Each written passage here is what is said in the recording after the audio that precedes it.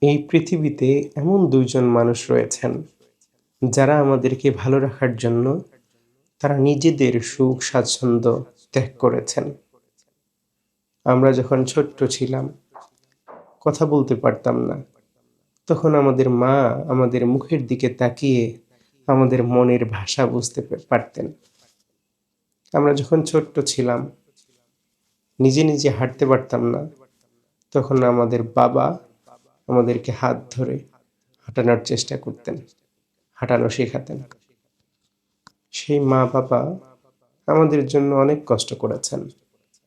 আল্লাহ সুবহানাহু ওয়া তাআলা কোরআনে বলেছেন, ওয়াবিল ওয়ালিদাইনি ইহসানা, তোমরা মা-বাবার সঙ্গে সদ্ব্যবহার করো, উত্তম আচরণ করো।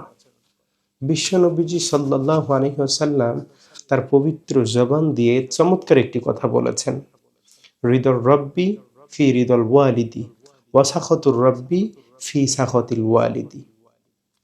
পিতা অর্থাৎ পিতামাতার সন্তুষ্টি অসন্তুষ্টির মধ্যেই আল্লাহ তাআলার সন্তুষ্টি অসন্তুষ্টি নিহিত রয়েছে।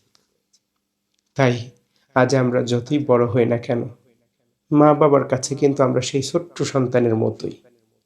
তাই আসুন মা বাবার সঙ্গে আমরা উত্তম আচরণ করি, তাদের সাথে নরম ভাষায় কথা বলি, তাদেরকে সম্মান দেই, তাদের জন্য আল্লাহ পাক রব্বুল আলামিনের কাছে দোয়া করি।